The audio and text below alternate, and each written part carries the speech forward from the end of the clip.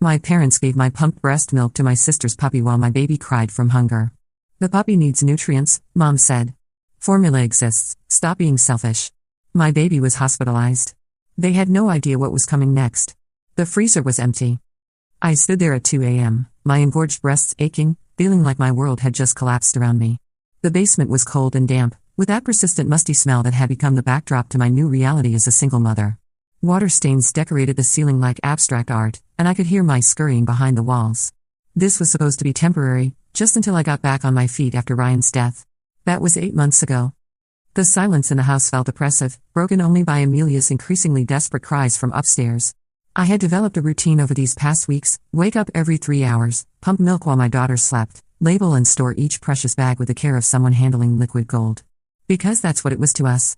Liquid gold that represented hours of my life, my body's work, my daughter's sustenance, and my only way to provide for her when everything else felt impossible. I remember the first time I had to pump at work, hiding in a supply closet because my employer claimed they didn't have a proper lactation room. The humiliation of explaining to my male supervisor why I needed these breaks, the way his face contorted with disgust as if my basic biological functions were somehow offensive to him. But I persevered because Amelia needed me too. Every drop mattered when you're living on a single income that barely covers the basics. My 3-month-old daughter, Amelia, crying in her bassinet, staring at the space where 40 ounces of pumped breast milk should have been. Her cries weren't just hungry, they were the desperate wails of a baby who had been on a predictable feeding schedule and suddenly found herself abandoned by the very people who should have protected her most basic needs. 40 ounces?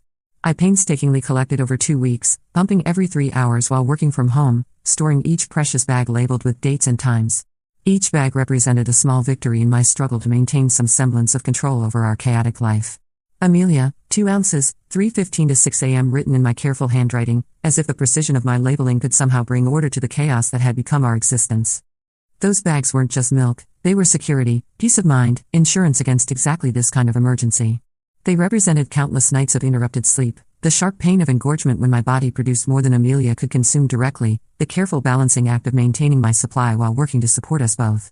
They were the physical manifestation of my love, my sacrifice, my determination to give my daughter the best start in life despite our circumstances. I had calculated everything so carefully. The pediatrician had explained that breast milk could be stored safely for up to 6 months in a deep freezer, and I had been building our emergency stash methodically. Some days when Amelia slept longer than usual, I would pump extra. Some nights when my anxiety about our future kept me awake, I would pump instead of lying there worrying. It became a meditation of sorts, the rhythmic sound of the pump and the slow accumulation of precious nutrition for my baby. Gone. Mom, I called out, trying to stay calm despite the panic rising in my throat. My voice echoed strangely in the basement, sounding smaller and more desperate than I intended. I had learned to modulate my tone carefully around my parents since moving back home. Too emotional and I was being dramatic. Too flat and I was ungrateful for their help. There was no winning, but tonight desperation overrode my usual caution. Where's Amelia's milk? She appeared in the kitchen doorway in her silk pajamas, the expensive ones Sophia had bought her for Mother's Day last year. Even at 2 a.m., even when woken from sleep, she managed to look put together in a way that made me acutely aware of my own appearance. My hair was unwashed, pulled back in a messy bun. My nursing tank top had milk stains that I'd given up trying to remove completely. Dark circles under my eyes told the story of months of interrupted sleep and emotional exhaustion. The contrast between us was stark and intentional. She had made it clear from the day I moved back home that my presence here was temporary charity, not a daughter returning to her childhood home in her hour of greatest need. She looked annoyed at being woken, her face pinched with a particular expression she reserved for inconveniences that disrupted her carefully ordered life. Behind her, I could hear my 24-year-old sister, Sophia, cooing at something in the living room. The sound made my stomach clench because I knew that tone. It was the same saccharine voice she used when filming content for her Instagram account, the practiced sweetness that had somehow convinced 20,000 people to follow her lifestyle advice despite her never having held a job for more than 6 months. Oh, that we used it for Princess Buttercup, Mom said casually as if she hadn't just destroyed 2 weeks of my body's work. The words hit me like a physical blow. She said it with the same tone she might use to mention that she'd used my shampoo or borrowed my car. As if my breast milk was just another household commodity, interchangeable with any other liquid in the refrigerator. You? What? My voice came out strangled, barely recognizable as my own. The words seemed to hang in the air between us, and for a moment I wondered if I had misunderstood. Surely my mother, a woman who had breastfed 2 children herself, couldn't have just told me that she had given my baby's food to a dog. Surely there was some explanation that would make this make sense. Sophia, read that breast milk is great for puppies' immune systems, my mother continued, as if this was the most reasonable thing in the world. As if the fact that my sister had read something, probably on some mommy blog or wellness Instagram account, was sufficient justification for stealing food from her granddaughter. Princess Buttercup has been having tummy troubles, and the vet bills are astronomical. This was a natural solution. Natural solution. The phrase echoed in my head as I tried to process what she was saying. My baby's specially crafted nutrition, pumped from my own body at great personal cost and discomfort, was being described as a natural solution for my sister's designer dog's digestive issues. The same dog that ate premium organic kibble that cost more per month than I spent on groceries for myself. I thought about all the sacrifices I had made to build up that milk supply. The extra calories I forced myself to eat even when I had no appetite, because I knew my body needed fuel to produce milk. The gallon of water I drank every day, setting reminders on my phone so I wouldn't forget. The way I had to avoid alcohol completely, not even able to have a glass of wine to take the edge off my grief and stress. The medications I couldn't take for my postpartum depression because they weren't compatible with breastfeeding. All of that sacrifice, all of that careful attention to my body's needs so that I could provide for my daughter, and they had poured it into a bowl for a dog. I couldn't breathe. The basement suddenly felt smaller, the walls closing in around me. My chest tightened and I could feel that familiar sensation of panic rising up from my stomach. This was what a breakdown felt like, I realized dimly. This was the moment when the careful control I had maintained since Ryan's death finally cracked and shattered. Princess Buttercup was Sophia's new teacup Yorkie, a $3,000 impulse purchase she made last month after seeing a similar dog on a celebrity's social media. The irony wasn't lost on me that this dog had cost more than I made in 2 months at my work-from-home customer service job, and yet somehow my family had convinced themselves that I was the financial burden in this household. A dog that wore designer clothes and had its own Instagram account with 20,000 followers. Sophia had spent more on the dog's wardrobe than I had been able to spend on maternity clothes during my entire pregnancy. The dog had a custom-built bed that cost $500, a collection of sweaters for different seasons, and a weekly grooming appointment that cost more than my grocery budget. The Instagram account at Princess Buttercup Living had become Sophia's full-time obsession. She spent hours staging photo shoots around the house, turning every room into a backdrop for content about luxury pet lifestyle and treating your fur baby like royalty. She had quit her part-time job at a boutique 3 months ago, claiming that her influencer income was sufficient to support her lifestyle. What she hadn't mentioned was that our parents were supplementing that income substantially. I had watched with growing resentment as the dog received the kind of attention and care that my daughter was denied. When Princess Buttercup had a minor stomach upset last week, Sophia had rushed her to an emergency vet and spent $800 on tests and treatments. When Amelia had a fever and I couldn't afford the co-pay for an urgent care visit, my mother had suggested I wait it out and give her Tylenol. The double standard was impossible to ignore, but every time I brought it up, I was accused of being jealous or dramatic. It's different, my mother would say. Dogs can't tell you what's wrong with them. As if my 3-month-old daughter was somehow more capable of articulating her needs than a pampered teacup Yorkie. That was Amelia's food, I shouted, no longer caring about waking anyone. My voice cracked on the words, and I could hear the desperation bleeding through my attempt at anger. This wasn't just about the milk anymore, it was about everything. It was about being treated as a second-class citizen in my own family's home. It was about watching a dog receive better care than my daughter. It was about being gaslit into believing that my needs and my baby's needs were somehow less important than maintaining peace and supporting Sophia's latest venture. My baby's food. Dad wandered in, scratching his belly, wearing the same ratty t-shirt he'd been sleeping in for the past week. His hair was sticking up at odd angles and he had that confused, irritated expression of someone who had been woken up by a noise and wasn't happy about it. He looked between my mother and me, clearly trying to piece together what was happening but not really caring enough to pay close attention. What's all the noise? His voice carried that edge of annoyance that I had become so familiar with since moving back home. Everything I did seemed to annoy him, Amelia's crying, my late-night pumping sessions, the smell of formula when I had to supplement. He had made it clear that our presence was disrupting the peaceful retirement he had envisioned. They gave my breast milk to Sophia's dog, I said, my voice hollow now. The fight was draining out of me as quickly as it had appeared, replaced by a bone-deep exhaustion that seemed to settle into my very soul. I had reached that point of emotional overload where everything starts to feel surreal, like you're watching someone else's life fall apart from a distance. He shrugged. The gesture was so casual, so dismissive, that it took my breath away. This was his granddaughter we were talking about. This was his daughter standing in front of him, clearly in distress, explaining that her baby's food had been given to a dog. And he shrugged. The puppy needs nutrients? Formula exists. Jasmine, stop being selfish. Selfish? The word hit me like a slap. I was selfish for wanting to feed my human baby instead of my sister's vanity pet. I was selfish for expecting my family to understand the difference between a child and a dog. I was selfish for thinking that my daughter's needs might take priority over Sophia's Instagram content creation. This wasn't the first time they had accused me of being selfish since moving back home. I was selfish for taking up space in their house. Selfish for asking them to help with Amelia occasionally so I could work.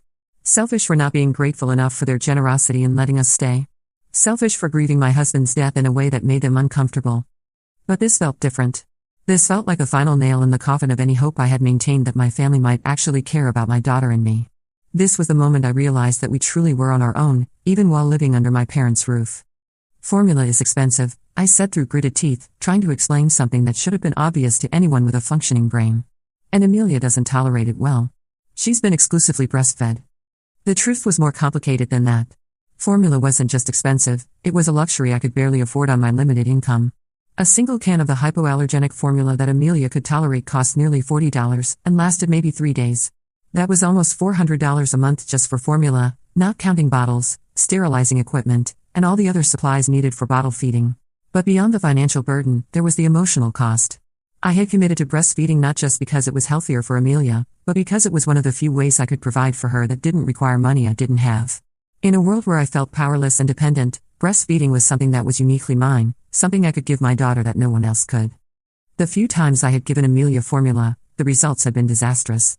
She would drink it reluctantly, her tiny face scrunched up in distaste, and then spend the next several hours in obvious discomfort.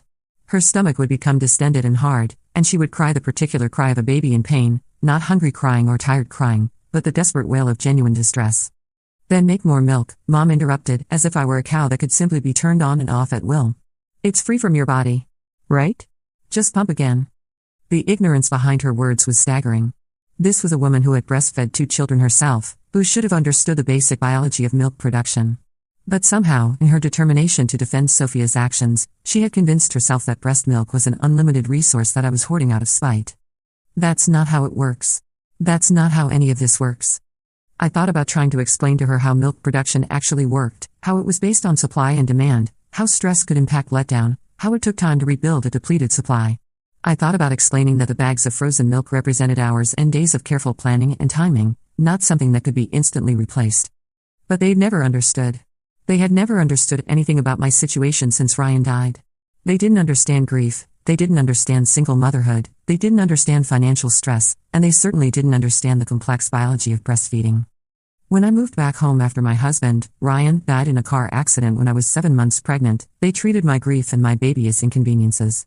The move itself had been traumatic, packing up the life Ryan and I had built together, selling most of our furniture because there was no room for it in my parents' house, leaving the nursery we had so carefully prepared for our daughter. I remember the day I had to dismantle Amelia's crib, the one Ryan had spent weeks researching and comparing before finally choosing the perfect one. He had been so excited about putting it together, so proud when he finished it and stepped back to admire his work.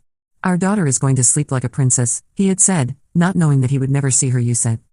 My parents had made it clear from the beginning that this arrangement was temporary and contingent on my good behavior. I was expected to be grateful, quiet, and unobtrusive. Amelia was expected to somehow not be a baby, not cry at night, not require attention during the day, not disrupt the peaceful retirement lifestyle my parents had planned. It had been 5 months since Ryan's death, 2 months of finishing my pregnancy alone, and 3 months of navigating new motherhood while grieving and living in my childhood home. Sophia's dog got a nursery renovation. Within a week of Princess Buttercup's arrival, my parents had converted their guest room into what Sophia called a puppy palace. They installed custom shelving for the dog's extensive wardrobe, bought a small chandelier because Sophia said it would look good in photos, and even had special flooring installed that would be easier to clean if the dog had accidents. My daughter and I got the moldy basement. The same basement that had flooded twice in the past 5 years, leaving permanent water damage and a persistent smell that no amount of cleaning could eliminate. The ceiling was low enough that I had to duck in some places, and the single window was at ground level, letting in barely any natural light. There was no heat down there, just a space heater that made the electricity bill spike whenever I used it. The walls were concrete block, painted white in what I suspected was an attempt to make the space seem less dungeon-like, but only succeeding in giving it the ambience of a mental institution. I had tried to make it as comfortable as possible for Amelia and myself, buying cheerful blankets and hanging pictures on the walls. But there was no disguising the fact that my parents' dog was living in luxury while their granddaughter was relegated to the basement like some shameful secret. Amelia's cries escalated, pulling me back to the immediate crisis. She was hungry, and her cries were becoming more desperate and panicked. I could hear the difference, this wasn't her tired cry or her something's wrong cry. This was the primal wail of a baby whose basic needs weren't being met, and the sound cut through me like a knife. My breasts were ready to feed her, engorged and aching from the missed feeding. But she'd been having latch issues since birth, which is why I had started pumping in the first place. Some babies take to breastfeeding naturally, but Amelia had struggled from the beginning. She would latch on for a few seconds, then pull away in frustration, crying harder each time. The lactation consultant at the hospital had assured me that this was normal, that some babies needed more time to learn. She had shown me different positions to try, different techniques to encourage proper latching, but those consultations cost money I didn't have, and without insurance coverage for extended lactation support, I had been largely on my own to figure it out. The frozen stash was supposed to be our backup, our security. It was my insurance policy against exactly this kind of situation, times when direct breastfeeding wasn't working, when I was too stressed to produce enough milk immediately, when we needed the reliability of measured, controlled feedings. I had calculated everything so carefully. If I could pump enough to build up a reserve supply, I could buy us time to work on Amelia's latching issues without worrying about her nutrition. I could have some flexibility in my schedule, maybe even get a full night's sleep occasionally while Ryan's mother bottle fed Amelia with pumped milk during visits. I rushed to feed her directly, but she struggled, crying harder. The stress of the situation was making everything worse. I was tense and upset, my heart racing with anger and panic, and babies can sense that kind of emotional turmoil. My letdown reflex was affected by my stress levels, making it even harder for her to get the milk she needed. She latched and unlatched repeatedly, getting more frustrated and more hungry with each failed attempt. Her little hands flailed as she turned her head back and forth, rooting desperately but unable to coordinate the complex series of movements required for successful breastfeeding. Each time she pulled away, she would cry harder, and her distress would feed my own anxiety, creating a vicious cycle that made success even less likely. Sophia appeared in the doorway, cradling her puppy like a baby, swaying gently back and forth in a mockery of maternal behavior. She was wearing silk pajamas that matched our mother's, a gift from our parents' last anniversary trip to Europe. Her hair was perfectly styled even though she had supposedly been asleep, and her makeup was flawless in that Instagram-ready way that somehow required 2 hours of natural preparation. "Princess Buttercup is doing so much better after her breast milk bottle," she said with the satisfied tone of someone who had accomplished something wonderful. "Her coat is shinier already, and look how content she is." The dog did look content, nestled in Sophia's arms like an infant, its tiny pink tongue lolling out slightly as it dozed. It was wearing a tiny silk pajama set that matched Sophia's, custom-made by a designer who specialized in luxury pet wear. The sight of this pampered animal wearing better clothes than my daughter had ever owned while being fed nutrition meant for a human baby made my vision blur with rage. I thought about all the photos Sophia had posted over the past few hours while I was trying to sleep. Photos of Princess Buttercup looking refreshed and glowing after her special organic nutrition boost. Photos of Sophia preparing the all-natural puppy wellness drink with captions about holistic pet care and giving your fur baby the best life possible. Her followers had loved it. Hundreds of comments praising her dedication to her pet's health, asking for more details about this innovative feeding method, sharing their own stories of expensive vet bills and difficult-to-solve pet health issues. Sophia had basked in the attention, responding to comments with detailed explanations of how breast milk was nature's perfect nutrition and how she had discovered this amazing solution to digestive problems. What she hadn't mentioned in any of those posts was that the breast milk wasn't hers. She hadn't mentioned that it had been stolen from a freezer where it was being stored for a human infant. She hadn't mentioned that her amazing discovery had left her 3-month-old niece without food. I wanted to scream. The casual cruelty of it was breathtaking. Not only had they taken Amelia's food, but Sophia had turned it into content, monetizing my daughter's hunger for Instagram engagement.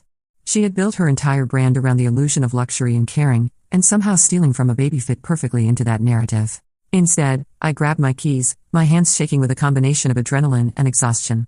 The car Ryan and I had bought together 2 years ago, back when we were planning for a future that would never come. It needed new tires and the air conditioning didn't work, but it was paid off and it ran, which made it one of the few reliable things left in my life. The drive to the 24-hour pharmacy was a blur of streetlights and empty roads. It was 3 a.m. now, and the city felt like a ghost town. I kept thinking about Ryan, wondering what he would have done in this situation. He had always been the one to handle conflict with my family, smoothly deflecting their passive-aggressive comments and creating boundaries that protected our relationship. "Your family loves you," he used to say, "but they have a funny way of showing it sometimes." He had a gift for seeing the best in people, even when they didn't deserve it. I wondered if he would have been able to find some way to make this situation make sense, some way to preserve family relationships while still protecting Amelia. But Ryan wasn't here, and I was learning that my family's love came with conditions that I was no longer willing to accept. The 24-hour pharmacy had 1 can of the special formula Amelia could tolerate, sitting lonely on a shelf that usually held a dozen different varieties. The hypoallergenic formula, the kind specifically designed for babies with sensitive stomachs and digestive issues. The kind that cost almost 3 times as much as regular formula and was always in short supply because so few stores bothered to stock it. One can, $38.47 with tax. The cashier, a tired-looking woman probably working her second job to make ends meet, didn't make eye contact as she rang up my purchase. I wondered if she had children, if she understood the desperation behind buying formula at 3 a.m. I had $43 in my checking account until my work-from-home paycheck cleared in 5 days. The math was simple and brutal. This purchase would leave me with less than $5 to last until payday. No gas money, no grocery money, no emergency fund for any other crisis that might arise. But what choice did I have? My daughter was hungry, and my family had made it clear that her needs were secondary to a dog's digestive comfort. I bought it, my debit card declining twice before finally going through, probably because the bank's fraud detection system couldn't believe someone would buy formula at 3 a.m. unless it was an emergency. Amelia fought the bottle at first. She only had formula twice before, both times resulting in painful gas and projectile vomiting, but she was hungry enough to drink. By 6 a.m., the vomiting started. By 8 a.m., she was lethargic. By 10 a.m., I was in the ER. Severe dehydration, the pediatrician said, looking at me with poorly concealed judgment. What happened to her regular feeding schedule? I explained, my voice hollow. The doctor's expression shifted from judgment to horror. They gave human breast milk to a dog, she repeated slowly. While your infant went hungry. The puppy needed nutrients, I said bitterly, parroting my father's words. Ma'am, this represents serious neglect of an infant's nutritional needs. I'm required to report this to Child Protective Services. Good. Let her report it. I was too tired, too broken to care about family dynamics anymore. Amelia spent 2 days in the pediatric ward, hooked to IVs for hydration. 2 days of me sleeping in a chair, bumping to rebuild my supply. Crying every time I looked at her tiny arm taped with tubes. My parents didn't visit. They were too busy with Sophia's puppy influencer photo shoot. But Sarah visited, my best friend since high school, now a family law attorney. She took one look at the situation and said the words that changed everything. You know, Ryan had life insurance. Right? I did know. A small policy through his work, enough to cover funeral expenses and a few months of bills. What I didn't know was that Ryan had another policy, a big one. One he'd taken out when I got pregnant, naming me as beneficiary. His mother has been trying to contact you, Sarah explained. But your parents kept saying you weren't ready to talk. Jasmine, it's a $250,000 policy. $250,000. I've been living in a moldy basement, rationing formula, begging for basic respect while $250,000 waited for me. There's more, Sarah continued. Ryan's family wants to help. They've been worried sick, but didn't want to overstep since you were with your parents. They have a mother-in-law suite, empty, waiting for you and Amelia. I started sobbing, not sad tears, angry tears, relieved tears. My parents had isolated me, made me believe I had nowhere else to go, no other options, all while treating my daughter as less valuable than a dog. But first, there was something else to handle. See, Princess Buttercup's Instagram account was monetized. Sophia made decent money from sponsored posts. What she didn't know was that what they had done could be considered child endangerment and potentially theft. Taking food specifically intended for an infant and giving it to an animal while that infant went hungry crossed serious legal and ethical lines. And I had evidence, so much evidence. Sophia had posted about Princess Buttercup's special nutrition boost on her stories. She literally filmed herself feeding my breast milk to the dog, bragging about the organic solution to puppy digestive issues. 20,000 followers saw it, including some who recognized the serious nature of what they were witnessing. The knock came while I was still in the hospital with Amelia. Child Protective Services, the police. The investigation was swift. The Instagram videos were evidence of child neglect, prioritizing a pet's perceived needs over an infant's basic nutrition. My parents were charged with child endangerment. Sophia was charged with contributing to the neglect of a minor. But I wasn't done. While they dealt with legal issues, I met with Ryan's parents. The Johnsons were everything. My family wasn't warm, supportive, devastated. They'd been kept from their granddaughter. They prepared the mother-in-law suite months ago, hoping I'd come. We didn't want to pressure you, Ryan's mother, Linda, said through tears. Your parents said you needed space. We thought we were respecting your wishes. I moved out while my parents were at their arraignment, took everything that was mine, which wasn't much. Left a note, formula exists. Find your own roof. The $250,000 life insurance changed everything. I paid off Ryan's medical bills from the accident, set up Amelia's college fund, bought a small house near the Johnsons, close enough for daily grandparent visits, far enough for independence. But the real revenge came from an unexpected source. Dr. Martinez, the pediatrician who treated Amelia, was married to a local news anchor. The story of parents feeding breast milk to a dog while a baby starved, it went viral. Not just local, national. Sophia lost every sponsorship within 48 hours. Turns out, brands don't want to be associated with people who prioritize puppies over babies. Her Instagram was flooded with outraged mothers. She had to make her account private, destroying her influencer career. My parents became pariahs. Mom was asked to leave her book club. Dad's golf buddies suddenly had scheduling conflicts. Their church congregation whispered. The neighborhood association got complaints. They tried to spin it. Posted about how they were just trying to help both babies. The comments section destroyed them. Screenshots of Sophia's videos spread across parenting groups, dog lover forums, and medical professional pages. Everyone was horrified. The legal consequences were severe. They got probation for child endangerment, but the civil suit was what broke them. I sued for the value of the breast milk. Yes. It has monetary value, about $3 per ounce. The medical bills from Amelia's hospitalization and emotional distress. The judgment was $50,000. They had to sell their car to pay it. Sophia had to rehome Princess Buttercup. The court deemed her unfit for animal ownership. The puppy went to a family that promised never to feed it human bodily fluids. Sophia ugly cried through the whole proceeding, but there was more coming. Ryan's employer reached out. There'd been a paperwork delay. Ryan had actually increased his life insurance policy when I got pregnant, but the additional coverage had been held up in processing. The additional $100,000 cleared the same week my parents had to take out a loan against their house to pay for Sophia's mounting legal fees and their own financial obligations. They'd already mortgaged it once to pay for Sophia's various business ventures, all failed influencer schemes. I could have helped them.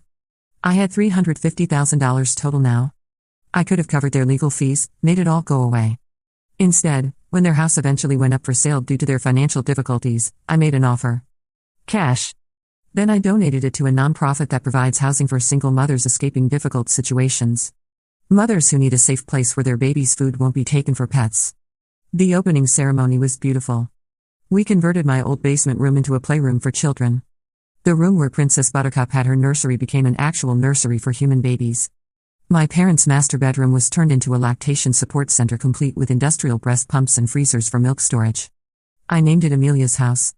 My parents had to drive by it every day from their studio apartment to their court-mandated community service, had to see the sign, had to watch other families thrive in the space where they valued a dog over their granddaughter.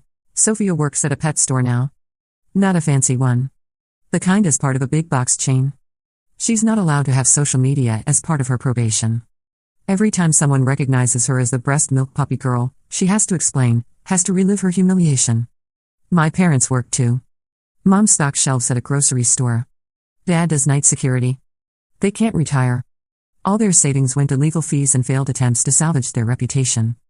They sent one letter. 6 months later, not an apology, they still insisted they'd done nothing wrong. Just complaints about how I'd overreacted and ruined their lives over a little milk. I had that letter framed. It hangs in my office at a nonprofit I started with part of the insurance money. An organization that provides free breast pumps, lactation support, and freezer storage for mothers who can't afford them. We've helped hundreds of families. Every time a mother cries with relief because she can feed her baby, I think about that night standing at an empty freezer. My daughter hungry. My parents choosing a dog. They chose a puppy over their granddaughter. So I chose to build something from their cruelty. Chose to ensure no other mother would stand at an empty freezer, desperate and alone. Amelia is 2 now, thriving, meeting every milestone. She calls Linda grandma and spends weekends learning to bake cookies and tend gardens. She's surrounded by love, real love, not the conditional kind that ranks you below a teacup Yorkie. Last week, we were at the park when I saw my mother. She was sitting alone on a bench, aged years and just months, watching families play. She saw us, saw Amelia toddling around, giggling, calling mama as she showed me a dandelion. Our eyes met. For a moment, I saw something that might have been regret, might have been realization of what she'd thrown away for her golden child's whims. Then Amelia tumbled into my arms, and I turned away. We had somewhere to be.